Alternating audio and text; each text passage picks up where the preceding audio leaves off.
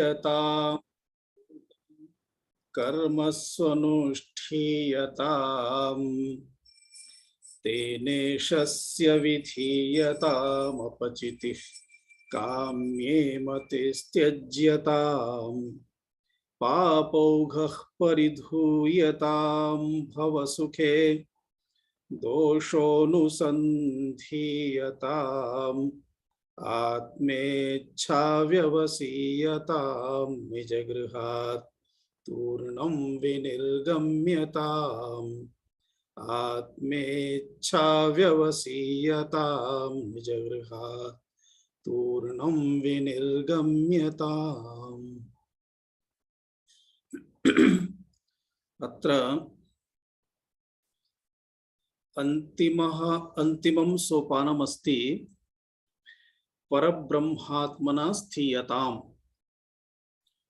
अर्थात अस्माकं आत्मस्वरूपं यदस्ति तस्मिन् अस्माकं स्थितिः। अधिष्ठानं ब्रह्म यदुच्यते तदेव चैतन्य घन परमात्मा, तदेव आत्मा। अतः आत्मनि स्थितिः तदेव उच्यते स्वस्थः। अत्र सामान्य व्यवहारे भवान् कथमस्ति, अहं स्वस्थः अस्मि इति वयम् उत्तरं दद्मः। तो स्वस्थः तस्य अर्थः एव अस्ति आत्मस्थः।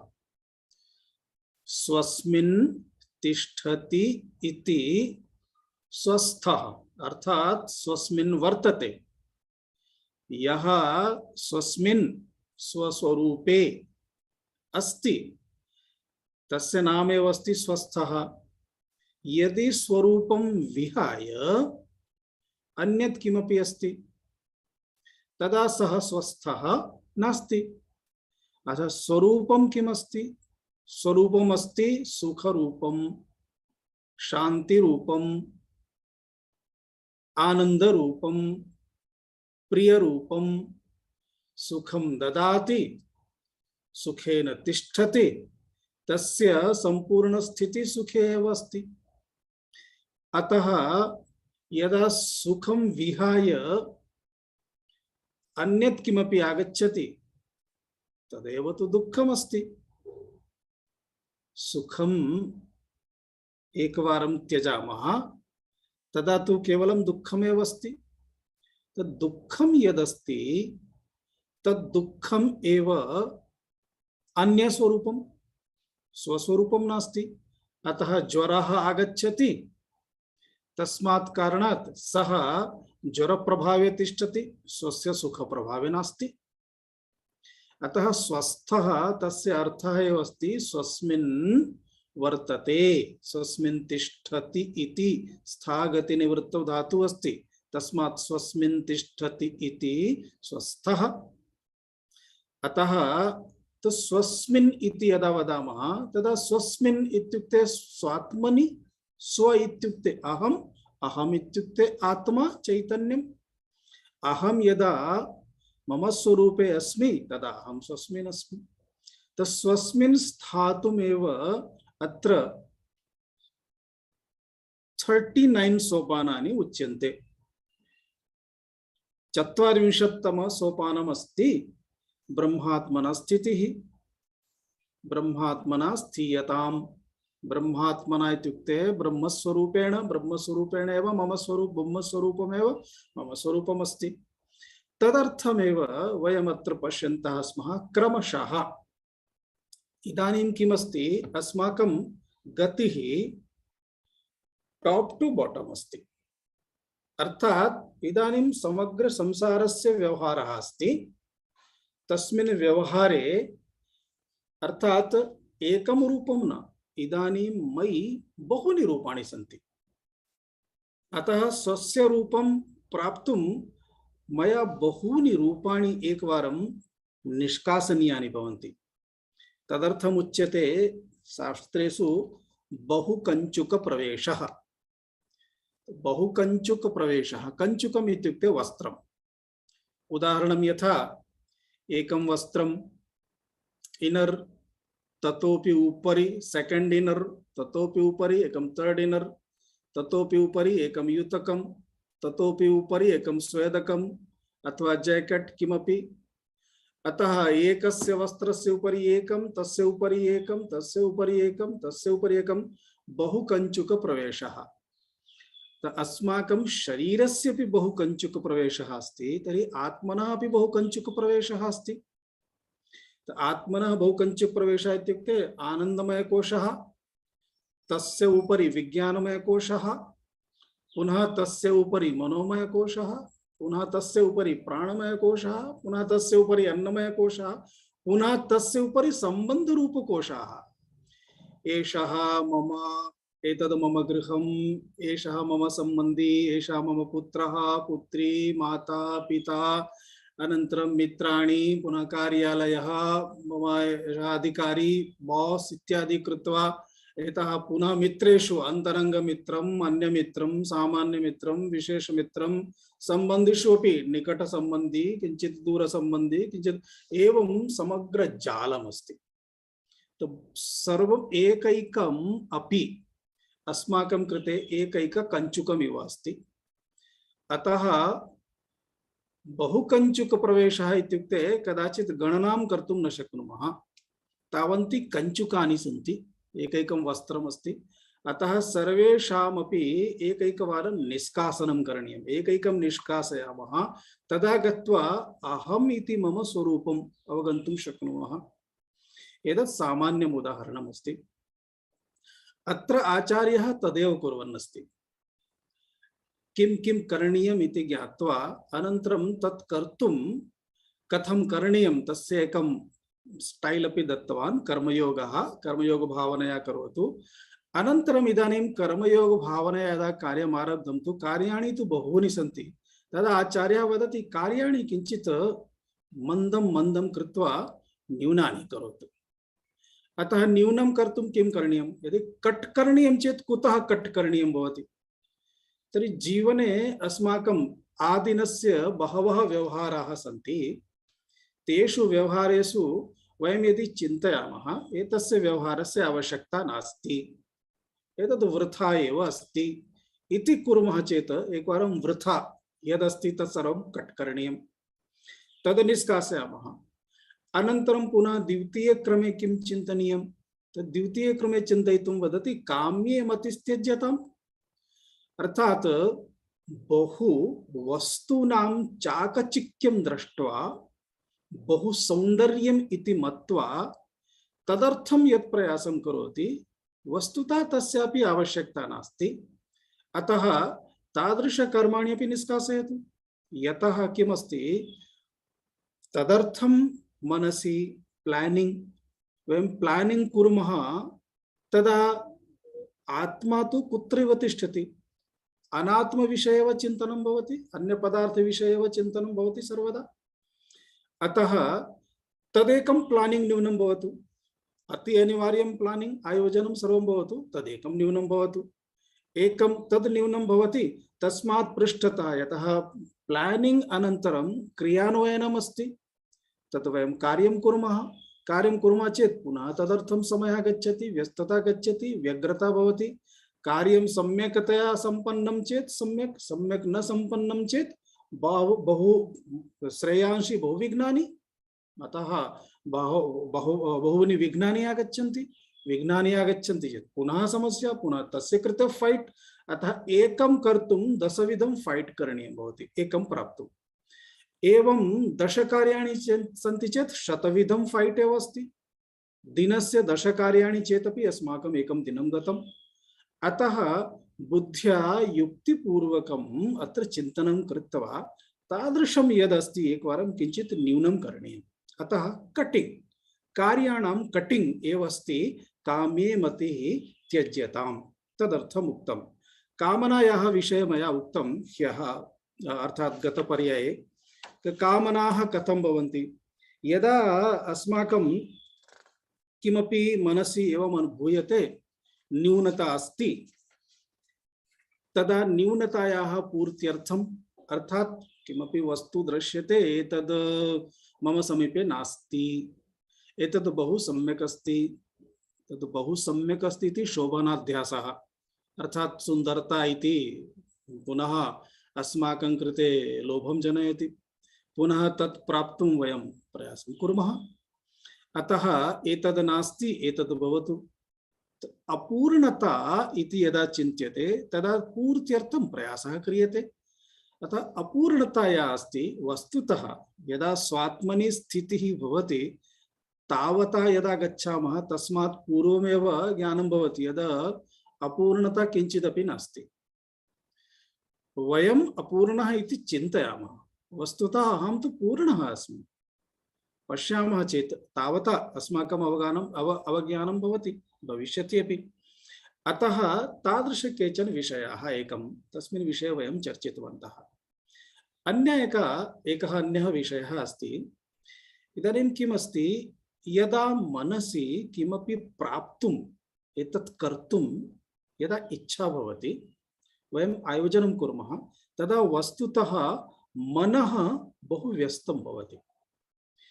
इदानीं यादृशः विचारः अस्ति तादृश विचारे मनः यदा व्याप्तः भवति तदा विचारस्य पावित्र्यम् अपावित्र्यं, विचारस्य स्थूलता सूक्ष्मता, विचारे रागः द्वेषः, अतः विचारे ये गुणाः दुर्गुणाः भवन्ति ते सर्वेपि गुणाः दुर्गुणाः अस्माकं मनसि प्रभावं जनयन्ति। अतः मनः तत्तत् विचारेण सह पुनः युक्तः भवति। अतः विचारस्य दोषः मनस्यपि आगच्छन्ति, तस्मात् मनोमालिन्यं प्राप्यते। मनसः शुद्ध्यर्थं तु वयं कर्मयोगं कुर्मः। इदानीं कर्मयोगद्वारा मनसः शुद्धि प्राप्यते। यावती शुद्धि भवति तावती द्वितीयेन मार्गेण वयम् अशुद्धिमपि तावतीम् अशुद्धिमपि आनयामः।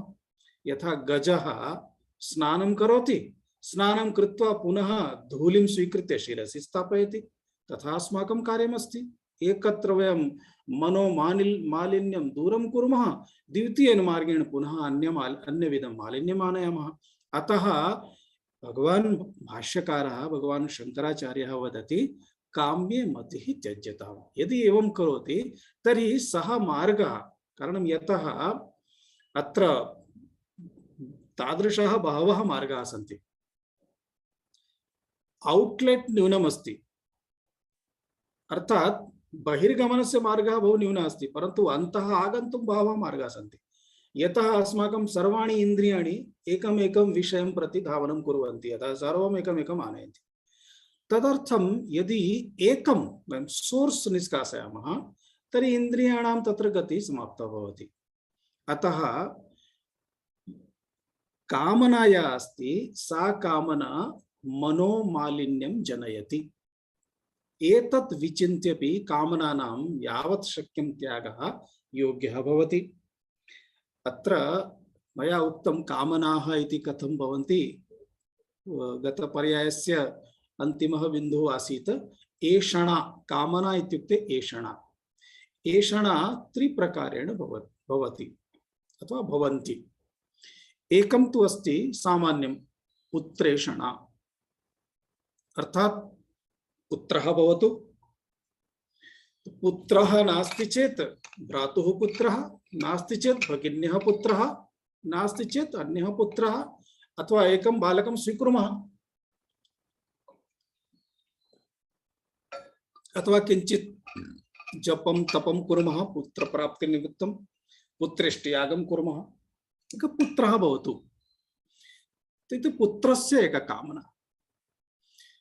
इदानीं पुत्रः अस्ति तर्हि पुत्रः पाठनीयः, तस्य शिक्षणस्य व्यवस्था, विवाहः करणीयः, तस्य परिवारः एकवारं सः एकवारं सेट् भवतु, सेटल् इति एकवारम् अस्ति चेत् भवतु। तदर्थं धनम् आवश्यकम् अस्ति। अतः धनस्य एषणा, तदर्थमुच्यते वित्तेषणा। तावदेव धनं न पर्याप्तं, पुत्रार्थं चिन्तयामः, परन्तु अस्माकमपि किमपि जीवनमस्ति, कुत्रचित् किमपि दातुम् इच्छामः, किमपि कर्तुम् इच्छामः, भ्रमणं कर्तुम् इच्छामः, अटनं कर्तुम् इच्छामः, वस्तूनि आवश्यकानि, वैभवार्थं किमपि सर्वम् आवश्यकं बहुविधम्, अतः धनं बहु आवश्यकमस्ति। तदा वित्तेषण इति एकं, तृतीयमस्ति लोकेशण, धनमस्ति, पुत्रः अस्ति अथवा पुत्रः नास्ति धनमस्ति, अथवा यत्किमपि अस्ति, पुत्रः धनं सर्वमस्ति इति चिन्तयामः, अस्ति चेत् परन्तु कोऽपि न जानाति मां, जनाः सर्वे मां जानीयुः, अतः तदर्थं किं करणीयं, किमपि भव्यम् आयोजनं करणीयं, यत्र मम एकं सैन् बोर्ड् भवतु, नाम भवतु, कीर्तिः भवतु नाम्ना, अतः सा अपि एका एषणा, एषा बहु भयङ्करी एषणा अस्ति। सामान्यतः पुत्रेषण कदाचित् किञ्चित् विचारं कुर्मः चेत् गच्छति, वित्तेषण अपि किञ्चित् अधिकं परिश्रमं कुर्मः, वित्तेषण अपि गच्छति, लोकेषण न गच्छति। अस्माकं सन्यासिनामपि बहूनां लोकेषणाः तिष्ठन्ति, किमपि महामहा कर्तुम् इच्छा भवति तेषां, लोकेषण अस्ति, जनाः जानन्तु एवमेव अहं सन्यासी अस्मि, अनन्तरम् एवमेव मरणं प्राप्स्यामि, मां कोऽपि न जानाति, समाधिरपि न भविष्यति चेत् कथम्, एवमपि चिन्तयति चेत्, अथवा अहं जानामि मम अस्माकं बहवः सन्यासिनः सन्ति, ते किञ्चित् धनं स्थापयन्ति, किमर्थं, मरणानन्तरं षोडशीकरणार्थं, तत्र षोडशी सम्यक् करोतु, यथा गृहस्थ जनानां कृते तद् वर्षी इत्यादिकं भवति, तद् तेषां षोडशी इति भवति, केवलम् एकमेव। एवं सापि एका एषणा एव अस्ति, एषा एषणा बहु सूक्ष्मा भवति, शीघ्रं न गच्छति, अतः एषणा इत्युक्ते कामना, कामनाः कदापि समाप्ताः न भवन्ति, एकस्य अनन्तरम् एकम्, एकस्य अनन्तरम् एकम्, एकस्य अनन्तरम् एकं, निरन्तरम्, अतः एककामना आगच्छेत्, एका कामना अस्ति, दशविध कार्यं चिन्तयति, दशविध कामनाः भवन्ति, पुनः तत् पूरयितुं दशविध प्लानिंग करोति, पुनः अतः एका कामना शतं कामनानां जन्म करोति, जनयति। एवं कामना एषा एषणा अस्ति, त्रिविध एषणा इति यदुक्तं, एतत् त्रिविध एषणा, एतासु त्रिषु अपि लोकेषणा बहु विचित्रा अस्ति, बहु भयङ्करी अस्ति सामान्यानां कृते। वयं यदि एषणाभ्यः किञ्चित् परे गच्छामः, तदा एव अस्माकं स्वात्मनि स्थितिः भवति। कारणं किमस्ति, एकमस्ति पुरतः गमनं, द्वितीयमस्ति अन्तः गमनम्, इदानीं मार्गभेदः अस्ति, पूर्वदिशि गमनं करोति चेत् पश्चिमदिशि गन्तुं न शक्यते, पश्चिमदिशि गमनं करोति चेत् पूर्वदिशि गमनं न शक्यते, एतद्द्वयमपि विपरीतमस्ति। यदि जगतः सर्वं प्राप्तव्यं चेत् पुरतः गमनं करणीयं भवति, अर्थात् बहिः गमनं करणीयं भवति। यदि स्वस्मिन् स्थातुम् इच्छति तर्हि अन्तः गमनं करणीयं भवति, बहिः गच्छति चेत् अन्तः गन्तुं न शक्यते, अन्तः गन्तुम् इच्छति चेत् बहिर्गन्तुं न शक्यते। इदानीम् अन्तः गमनस्य एषा यात्रा अस्ति, अतः अन्तर्यात्रा इति उच्यते, अध्यात्मयात्रा अर्थात् अन्तर्यात्रा, प्रत्यात्मनि यात्रा भवति, अतः आत्मानं प्रति यात्रा भवति, अतः अन्तर्यात्रा अस्ति। अन्तर्यात्रा निमित्तं बाह्यं सर्वं यदि वयं न त्यजामः तर्हि न शक्यते, अतः एषणाः इति बहु, एषणानां त्यागः इत्युक्ते महत्वपूर्णत्यागः भवति। एवं यदा एषणादिकं सर्वं त्यजति, अर्थात् कामनाः शनैः शनैः यदा समाप्ताः भवन्ति, तदा किं भवति, तस्य फलं किं भवति, तद् अग्रिमे सोपाने आचार्यः अत्र सूचयन् अस्ति, पापौघः परिधूयताम्। पापौघः इत्युक्ते पापानामौघः, पापौघः पापानां समूहः।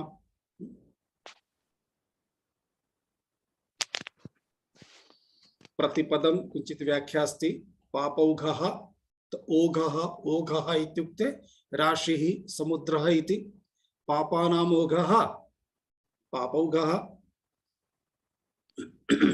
पाप प्लस ओघः वृद्धि संधि पापौघः। परिधूयताम् परि उपसर्गः अस्ति परि उपसर्ग पूर्वकं परि इत्युक्ते समन्तात्। यथा वयं वदामः संभाषण पाठन समय परितः, तो परितः इत्युक्ते चतुर्दिक्षु, तो समन्तात् परि समन्तात्। धूयताम् धूयताम् इत्युक्ते क्षाल्यताम्।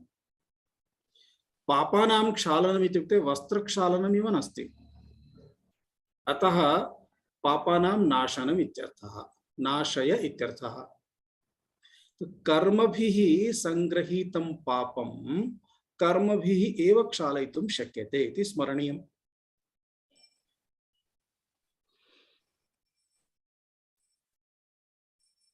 मलं मलं निष्कासयति। सामान्य उक्ति अस्ति लोहा लोहे को काटता है, अर्थात लौह लौह द्वारा लौहस्य कर्तनम्, तथैव मल द्वारा मल निष्कासनम्। उदाहरणं वस्त्रं मलिनम् अस्ति तर्हि वयं फेनकस्य उपयोगं कुर्मः अथवा फेनकचूर्णस्य। तो फेनकं किमस्ति, एकम् अपरं मलम् अस्ति। एकं मलं निष्कासयितुं द्वितीयं मलं स्थापयामः, तदा द्वितीयं मलं प्रथमं मलं स्वीकृत्य गच्छति, मलद्वयमपि निर्गच्छति, अतः वस्त्रं स्वच्छं भवति। हस्तं प्रक्षालयितुं वयं फेनकस्य उपयोगं कुर्मः। तो फेनकस्य उपयोगं कुर्मः तदा फेनकयुक्तं हस्तं स्वीकृत्य न गच्छामः, पुनः तस्यापि प्रक्षालनम् आवश्यकं, यतः तदपि मलमेव अस्ति। अतः मल निष्कासनाय मलस्य उपयोगः इति यथा उच्यते, तथैव कर्म द्वारा एव पापानां संग्रहः भवति, अतः कर्म द्वारा एव पापानां निर्मूलनं करणीयं भवति। यज्ञेन दानेन तपसा अनाशकेन, यज्ञद्वारा दानद्वारा तपद्वारा भिन्न भिन्न शुभ कर्म द्वारा कर्मयोग द्वारा निष्काम कर्म द्वारा। उदाहरणं यथा एकस्मिन् वृक्षे 50 मीटर रज्जुः, रज्जुः इत्युक्ते तंत्री सूत्रं वेष्टितमस्ति। इदानीं वेष्टिता या रज्जुः अस्ति सा एव रज्जुः, तो वेष्टन समये किम् अभवत्, लेफ्ट टू राइट अस्ति इति चिन्तयतु। यदा लेफ्ट टू राइट वेष्टितम् अस्ति तदा पुनः तामेव रज्जुं यदा निष्कासयितुं गच्छामः तदा राइट टू लेफ्ट पुनः भ्रमणं करणीयं। लेफ्ट टू राइट भ्रमणं कृतं पुनः इदं राइट टू लेफ्ट भ्रमणं कुर्मः चेत् रज्जु बहिरागच्छति। अर्थात वेष्टनार्थं कर्म अस्ति तर्हि निष्कासनार्थम् अपि कर्म अस्ति। अतः उदाहरणमस्ति कर्मणां निष्कासनम् अपि कर्म द्वारा पाप संग्रहः भवति, पाप संग्रह प्रक्षालनाय कर्माणि करणीयानि। इदानीं यदि कस्यचित् उपरि वयम् अत्याचारं कृतवन्तः अथवा अयोग्य व्यवहारं कृतवन्तः, तस्मात् अस्माकं पापकर्मणां संग्रहः अस्ति। पुनः यदि वयं जनानां कृते किञ्चित् पुण्यकार्यं कुर्मः, तेषां सहायं कुर्मः, तद् विपरीतं कार्यं भवति। किमपि स्वीकर्तुं कार्यं कृतम्, इदानीं तेभ्यः सहायार्थं कार्यं कृतम्, एक पूर्वं स्वस्य कृते स्वीकृतम्, इदानीम् अन्यस्य कृते कुर्मः। अतः तेन किं भवति, अस्माकं पूर्वतनं यत् कर्म अस्ति तद् कर्म अर्थात पापकर्म तेन क्षालितं भवति, न्यूनं भवति। कामना द्वारा यदा कर्म क्रियते तदा यथा कामना अस्ति तथा कर्म भवति। अहं पूर्वम् उक्तवान् कामना इति मनोमालिन्यं जनयति।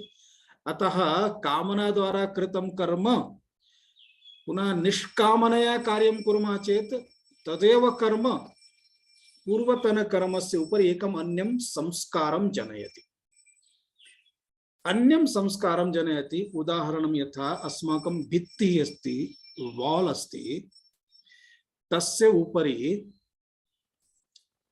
एकः वर्णः अस्ति, कृष्णवर्णः अथवा रक्तवर्णः। इदानीं रक्तवर्णस्य उपरि एकं श्वेतवर्णं स्थापयामः, तदा रक्तवर्णः गच्छति। तो रक्तवर्णस्य उपरि श्वेतवर्णस्य संस्कारः।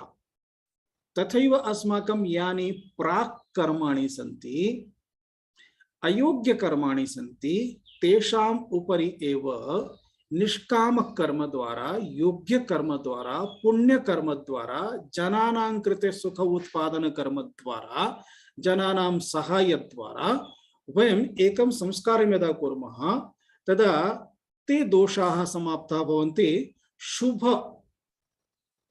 शुभं तस्य उपरि आगच्छति, अर्थात् तेषां नाशः एकम्। तदर्थं पापकर्म इत्युक्ते किं, पुण्यकर्म इत्युक्ते किं, व्याख्या दत्ता अस्ति। यस्मात् मनसि दुःखं, विषादः, अपराधबोध भावना उत्पद्यते अथवा उत्पद्यन्ते, एते सर्वे तन्नाम दुःखम्। एतदेव दुःखमस्ति। मनसि अपराध भावना भवति, अरे एतत् मया करणीयं नासीत्, एतत् कृतं, अयोग्यं कृतम्, अपराधः, तदेव दुःखमस्ति। अर्थात् एतत्तु सामान्यम् इति चिन्तयामः, परन्तु यदा कर्मरूपेण संगृहीतं भवति तदा एतद् एव कष्टरूपेण आगच्छति। एकं सामान्यं साइंस् वदामि। 84 लक्ष योनयः सन्ति, 84 लाख। तेषु एका योनिः अस्ति मनुष्य योनिः। इदानीं मनुष्य जन्म कदा प्राप्यते? यदा अस्माकं पापं पुण्यं द्वयोः यत् बैलेंस अस्ति तद् मध्ये पाप अपेक्षया पुण्यं किंचित अपि यदि अप अस्ति, अर्थात चिन्तयतु 50% 49% पापं चेत 51% पुण्यं चेतपि मनुष्यस्य जन्म भवितुमर्हति। मनुष्यस्य जन्म भवितुमर्हति इत्युक्ते, परन्तु दरिद्रः, मंदबुद्धिः, यतः पुण्यं न्यूनमस्ति, पापम् अधिकमस्ति, पुण्यम किंचित अधिकमस्ति, तस्मात् मनुष्यः, परन्तु पापस्य राशिः अपि सामान्य नास्ति। अतः पापं भोक्तुं तस्य कृते बहुविध प्रारब्धम् आगच्छति। तत्सर्वमपि प्रारब्धं दुःखरूपं भवति। यावदधिकं पुण्यं तावदधिकं सुखं, यावदधिकं पापं तावदधिकं दुःखं, कष्टं जीवने भवति। वयं जानीमः, कश्चन एकः मनुष्यः केवलं 5 निमेषानां व्यवहारं करोति, लक्षाधिकं कोट्यधिकम् अपि अर्जयति। कश्चन मनुष्यः आदिनं बहु परिश्रमं करोति, तथापि अधिकाधिकं सहस्रं किमपि किंचित् अर्जयति। मनुष्यः द्वौ अपि मनुष्यौ, एकस्य केवलम् एकम् अङ्गुलिचालनमात्रं पर्याप्तम्, एकस्य समग्र शरीरस्य चालनं कृतं चेतपि तावद् नागच्छति। कारणं किमस्ति? तत्र पुण्यफलं पापफलम् इति भोक्तुमेव तत्र कारणमस्ति। तस्य तावद् पुण्यमस्ति अधिकं प्राप्नोति, तस्य तावद् पुण्यं नास्ति अधिकं प्राप्तुं न शक्नोति। अतः पुण्यस्य परिणामः अस्ति सुखं, पापस्य परिणामः अस्ति दुःखं। यदि पुण्यं न्यूनं करणीयं चेत् किं करणीयम्? उत्तरस्य आवश्यकता नास्ति, सामान्यतया अवगच्छामः। यदि पुण्यं न्यूनं करणीयं चेत् सुखम् अधिकं भोक्तव्यम्। अस्माकं समीपे धनमस्ति, यदि वयं धनं न्यूनं कर्तुम् इच्छामः चेत् किं करणीयं? तस्य धनस्य व्ययः करणीयः। धनव्ययं कुर्मः, धनसमाप्तं भवति, धनं समाप्तं भविष्यति। पुण्यं समाप्तं करणीयं चेत् पुण्यस्य व्ययः करणीयः। पुण्यस्य व्ययः इत्युक्ते सुखं, अधिकाधिकं सुखं प्राप्नुमः पुण्यं समाप्तं भवति। यदि दुःखं समापनीयं चेत् किं करणीयं? तदा दुःखस्य व्ययः करणीयः। तो दुःखस्य व्ययः कथं भवति?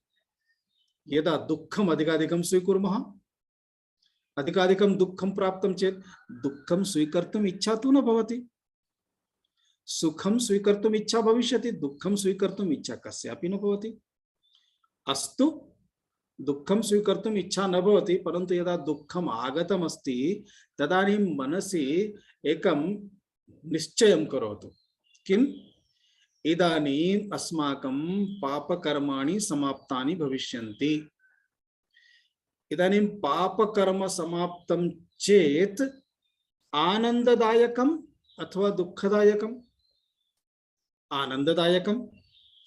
सुखम् अधिकमस्ति, पुण्यकर्माणि समाप्तानि चेत्, धनं समाप्तं चेत् यथा दुःखदायकं तथैव सुखं समाप्तं चेत् अपि दुःखदायकं।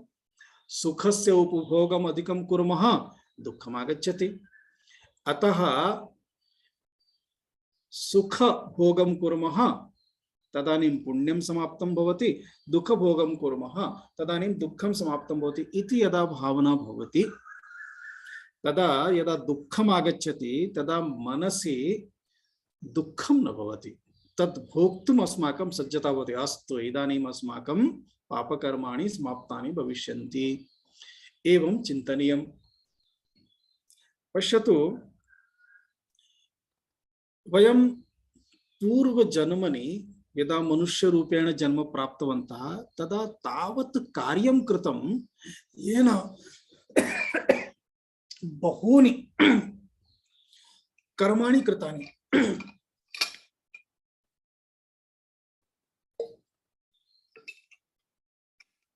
तेषु कर्मसु सुखरूपकर्माणि, पुण्यकर्माणि, दुःखरूपकर्माणि, पापकर्माणि बहूनि सन्ति।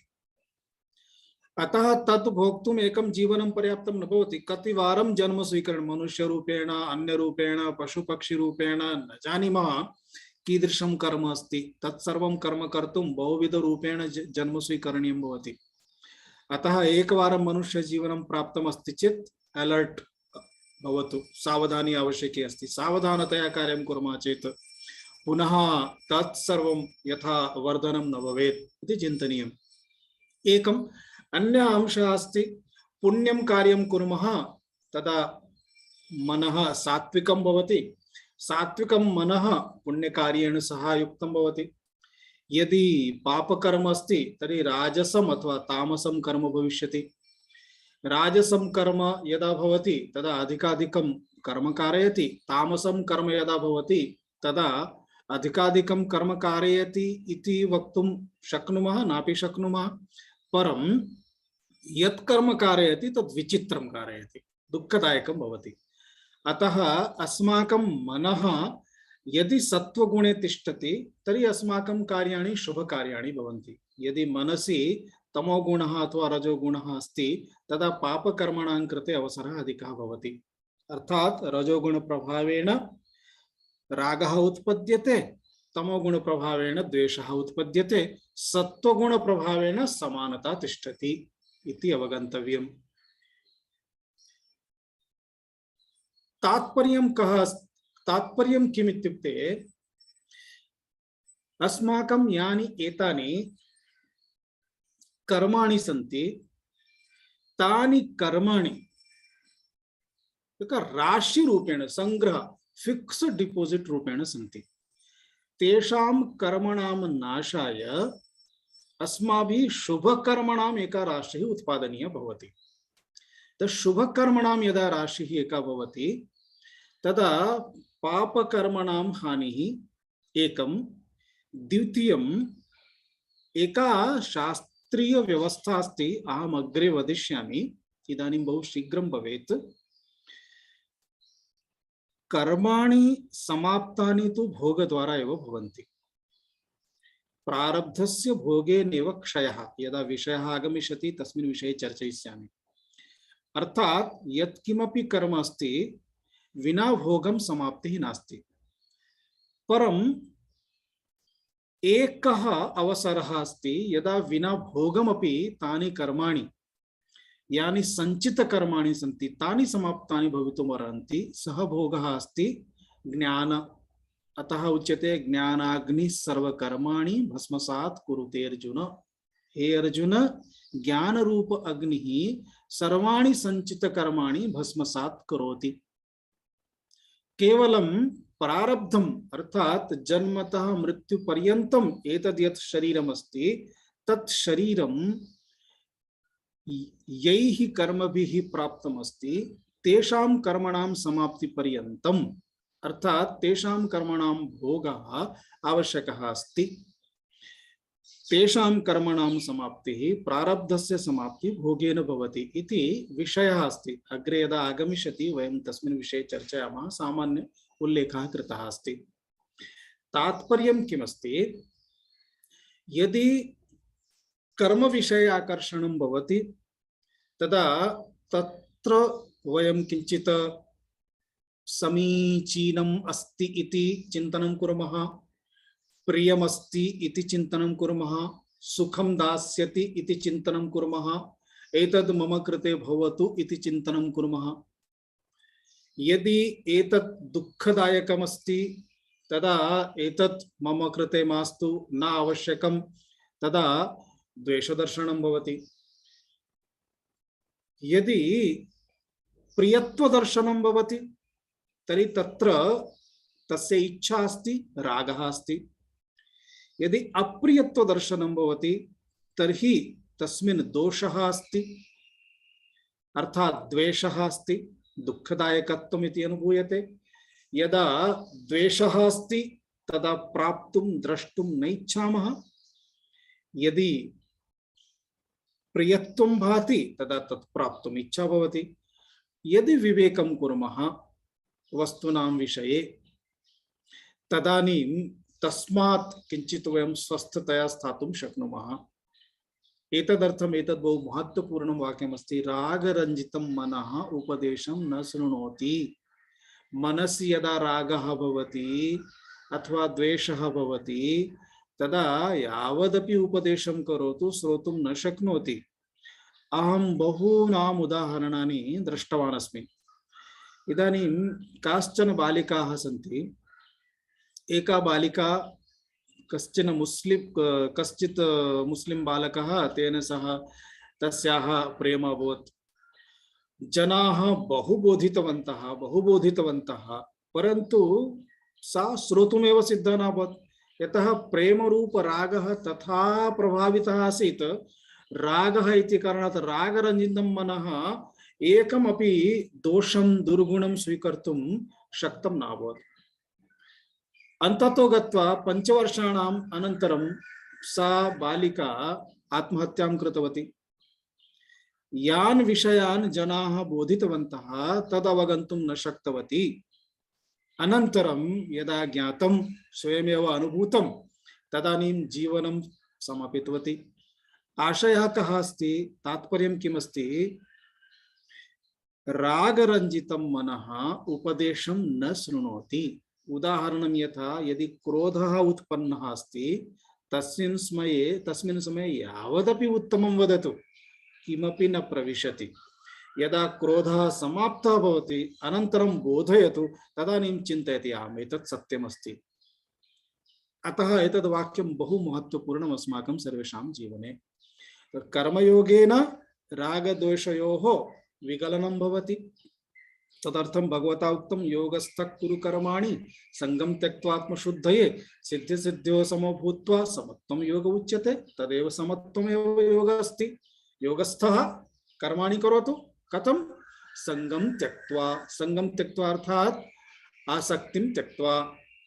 कर्म विषये आसक्तिः मास्तु, कर्म फल विषये आसक्तिः मास्तु, एवमेव करणीयम् इति आसक्तिः मास्तु, मम इच्छानुसारमेव भवेत् इति आसक्तिः मास्तु। यथा योग्यमस्ति तथा भवतु, एतत् भवतु, तावदेव कर्तव्यमात्रमेव भवतु। आसक्तिः किञ्चिदपि नास्ति चेत् तदेव कर्म अंतःकरणस्य शुद्धिं जनयति। अतः आत्मशुद्धये तद् कर्म भवति। कदा? यदा संगं त्यक्त्वा कर्माणि कुर्मः तदा।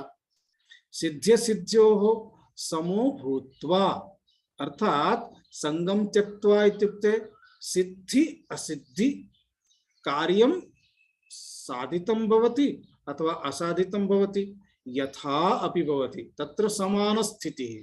सर्वं सम्यक् अभवत्, बहु प्रसन्नता, अतिरेकः, सम्यक् न अभवत्, बहु दुःखं कष्टम्, अनन्तरं यः कोऽपि आगच्छति तेन सापि कलहं करोति, तथा न भवेत्, समान स्थितिः। तदेव योगः इति उच्यते खलु, समत्वं योग उच्यते इति व्याख्या अस्ति भगवद्गीतायाः।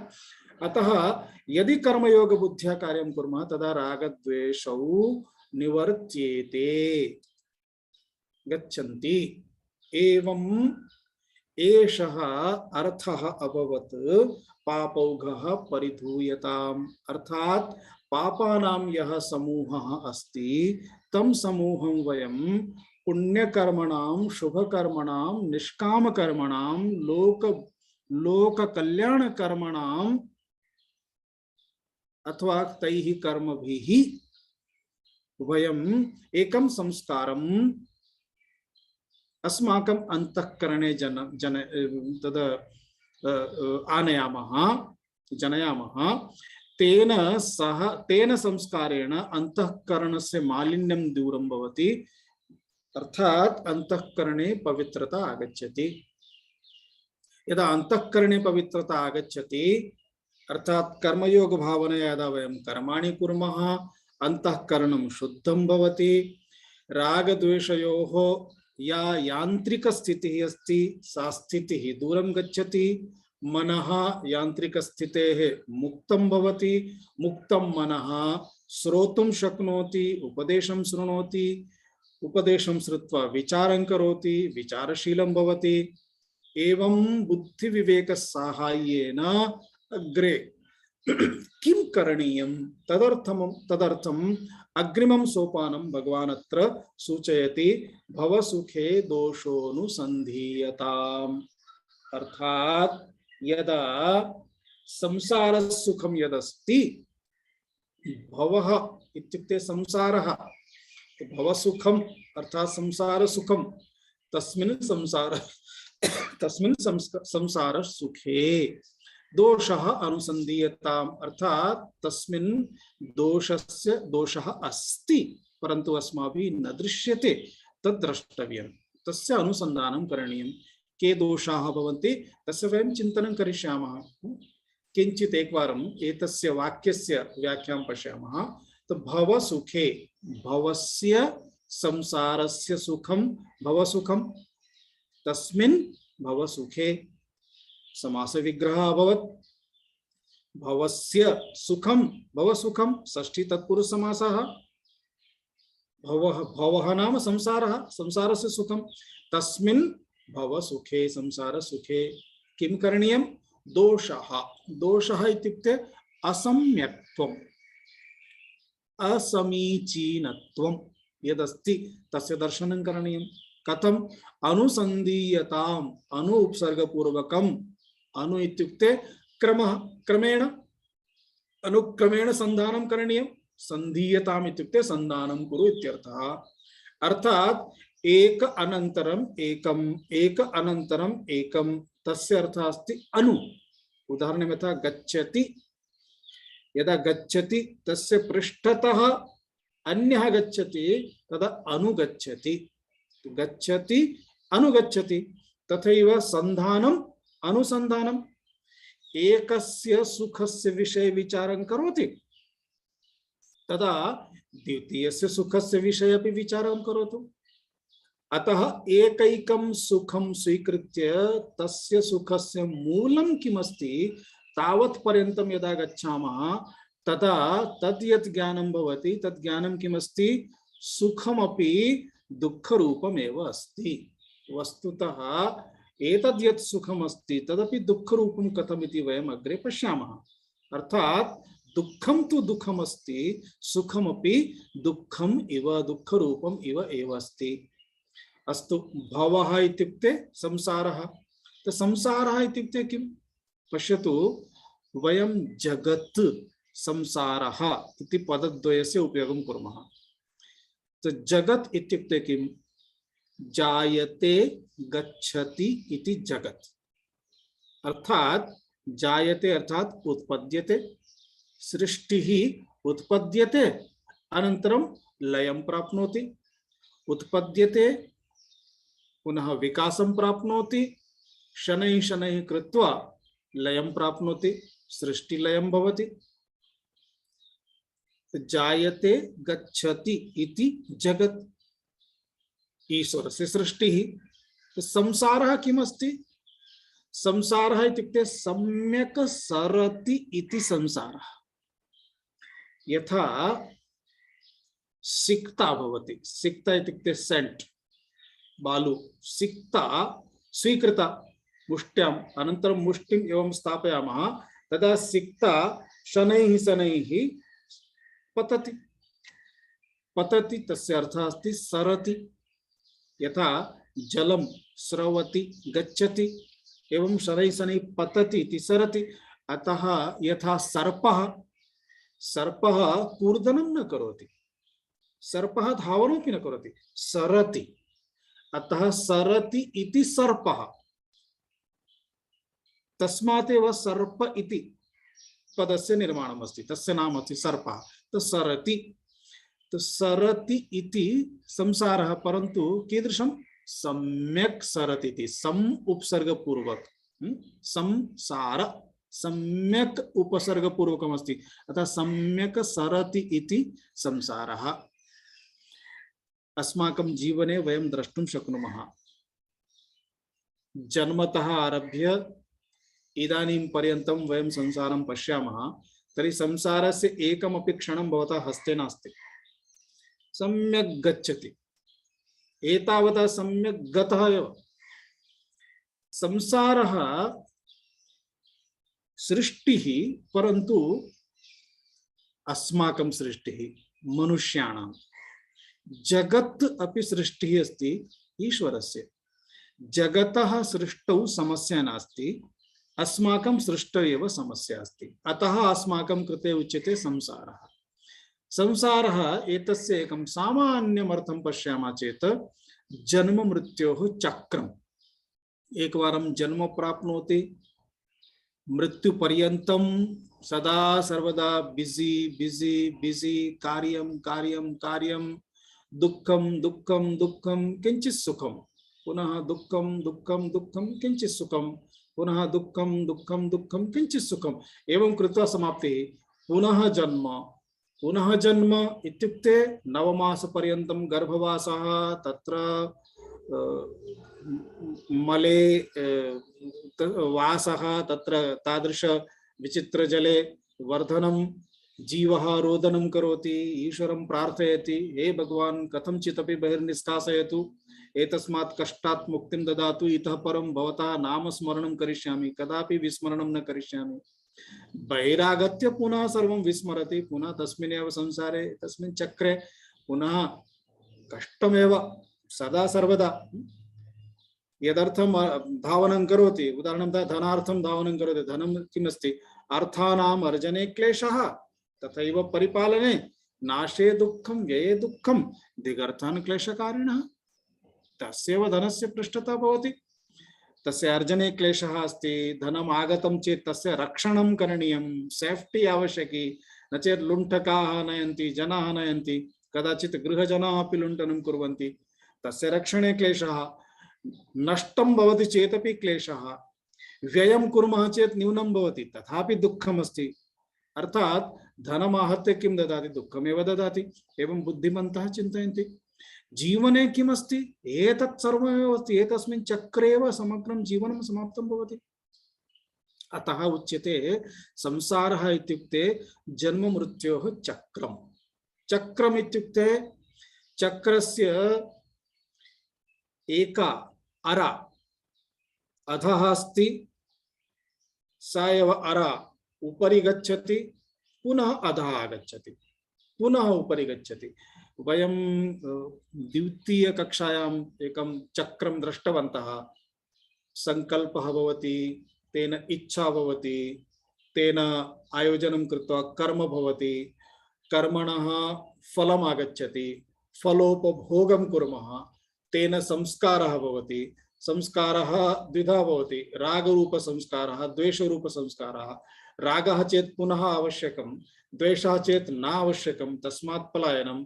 पुनः आवश्यकम् इति मनसि विचारः भवति, पुनः संकल्पः, पुनः संकल्पः चेत् पुनः इच्छा, कर्म, कर्मफलं, कर्मफलोपभोगः, पुनः संस्कारः, पुनः इच्छा, पुनः कर्म, एवं चक्रं समाप्तमेव न भवति। तदेव चक्रं किं करोति, वारं वारं जन्म, वारं कारणम् इतोपि मया प्राप्तव्यमस्ति, अतः अन्य शरीरं स्वीकुर्मः, इतोपि प्राप्तव्यमस्ति, पुनः अन्य शरीरं स्वीकुर्मः। एतत् शरीरम् इदानीं समर्थं नास्ति, एतत् शरीरम् इदानीं सुखभोगाय सामर्थ्यं न ददाति, अर्थात शक्ति नास्ति, इंद्रियाणि गतानि, भोगं प्राप्तुं नास्ति, खादति चेत् जीर्णं न भवति, उदरं गच्छति। अतः इदानीं नूतनम् उदरम् आवश्यकं, नूतनं शरीरम् आवश्यकं, नूतनः देहः आवश्यकः, पुनः देहः स्वीकरणीयः। एतस्य नामेव अस्ति संसारः। अतः भूयते इति भू भावे अपप्रत्ययः भवति, तस्मात् कृदन्त रूपमस्ति, शब्दः अस्ति भवः। प्रतिक्षणं जन्म मृत्युः इत्येव संसारः अस्ति। एतस्मिन् विषये आगामि चक्रे विशेषतः चर्चां करिष्यामः। इदानीं कोऽपि किमपि प्रष्टुम् इच्छति चेत् प्रष्टुं शक्नोति। कुत्रचित् स्वामीजी एकः प्रश्नः अस्ति चेत् 8 निमेषाः सन्ति। स्वामीजी एकः प्रश्नः, गतसप्ताहे भवान् उक्तवान् यत् वस्तूनां योग्य अवगमनपूर्वकं त्यागः वैराग्यम् इति उक्तवान् किल। सो तत्र वैराग्यस्य अर्थं किम् इति अहं ज्ञातुम् इच्छामि। सो भवान् तत्र भगवान् वदति किल, अर्जुनं वदति किल, अभ्यासेन तु कौन्तेय वैराग्येन गुह्यताम् इति, गुह्यते इति। तत्र भगवान् कृष्णं किं त्यक्तुं, कथं त्यक्तुम् उपदिशति?